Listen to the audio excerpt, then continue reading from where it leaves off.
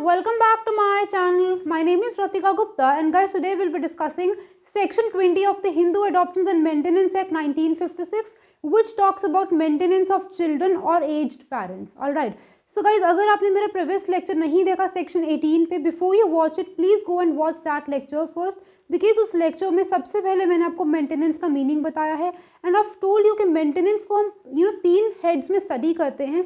सबसे पहला रहता है maintenance as personal obligation. Right, maintenance जो है वो पर्सनल ऑब्लिगेशन होती है and you are personally obliged. आप ये रिस्पॉन्सिबिलिटी किसी और पे नहीं डाल सकते हो, ये आपकी पर्सनल ऑब्लिगेशन है टू मेंटेन सर्टन रिलेशंस.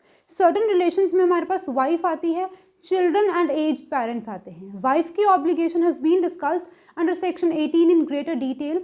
आज हम सेक्शन 20 में डिस्कस करेंगे मेंटेनेंस ऑफ चिल्ड्रन और एज्ड पेरेंट्स. ये भी आपकी पर्सनल ऑब्लिगेशन है गाइस. पर्सनल ऑब्लिगेशन का मीनिंग क्या है, that has already been discussed. Guys, child here refers to both legitimate and illegitimate children. Maintenance with respect to और in regards of children here refers to both legitimate children and illegitimate children along with adopted child. आपको मैंने बताया था adoption के concept में that adopted child is at par with natural born child for all intents and purposes. तो maintenance के लिए भी अडॉप्टेड चाइल्ड को भी मेंटेनेंस दी जाएगी ऑब्वियसली, क्योंकि he is at par and equal with natural born child. There is no discrimination. Right.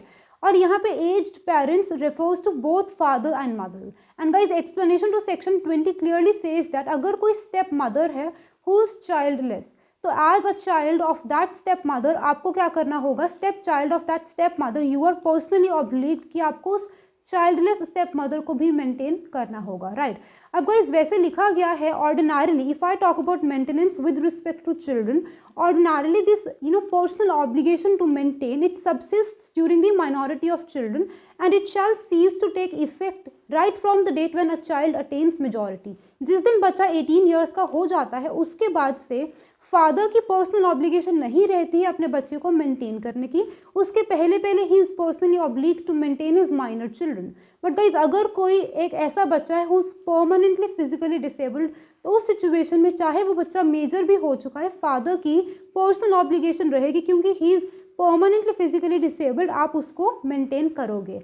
End of told you कि maintenance में एक अनमैरिड डॉटर भी आती है. अगर वो मेजर है या माइनर है, डजेंट मैटर, चाहे मेजर है चाहे माइनर है, as long as she is unmarried, आपको उसके मैरिज के रीजनेबल एक्सपेंस भी निकालना होगा साइड पे. ऑलराइट. सो यहाँ पे हम इस चीज़ को स्टडी करते हैं. नाउ टॉकिंग अबाउट एज्ड और इन्फर्म पेरेंट्स, वो पेरेंट्स जो बहुत एज्ड हो चुके हैं या इन्फर्मिटी से हैं, मतलब they are not able to maintain themselves. वैसे तो गाइस क्या होता है, ये जो राइट है एक फादर का to maintain his children above 18 years of age and aged parents, ये एब्सोल्यूट राइट नहीं होता. It is subject to the resources of that father. उसके पास कितने रिसोर्सेज है, क्या उसकी इनकम है, क्या इतने लोगों को वो मेंटेन कर सकता है, क्योंकि वाइफ को भी मेंटेन करना है. फिर हम बोलते हैं कि in certain situations major children को भी मेंटेन करना पड़ सकता है, एज एंड इन्फॉर्म पेरेंट्स को भी मेंटेन करना है. So it is not an absolute right. Personal obligation होती है लेकिन एब्सोल्यूट राइट नहीं होता. It is subject to the resources और the income of that person. A lot many factors are taken into consideration, but कहा गया है कि एज्ड पेरेंट्स को आपको मेंटेन तब करना होगा. योर राइट और your personal obligation to maintain your aged parents, it shall be recognized by the law if they are unable to maintain themselves from their own source of earning and property. Aged parents की पूरी ज़िंदगी निकल गई, कोई तो property उनके पास होगी, कोई तो उनका इंडिपेंडेंट सोर्स ऑफ अर्निंग होगा. अगर उस प्रॉपर्टी से या उस इंडिपेंडेंट सोर्स ऑफ इनकम से वो अपने आप को मेंटेन नहीं कर पा रहे, ओनली देन फादर यानी कि the person male Hindu is obliged and duty bound to maintain aged parents. अब गाइज, यहाँ पे जब मैं बात करती हूँ इंडिपेंडेंट सोर्स ऑफ अर्निंग की या प्रॉपर्टी की, here we talk about actual independent source of earning and actual existence of certain property.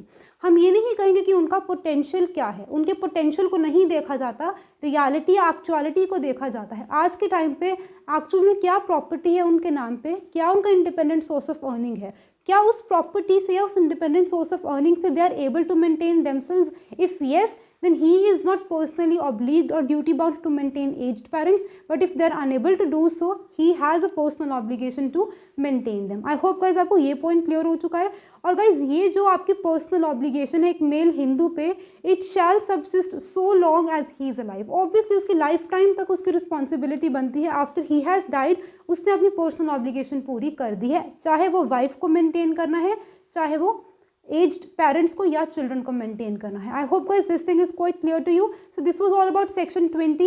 So guys, I'll be coming up with many more sections on this act. Till then guys, keep learning, keep shining, stay safe and bye bye.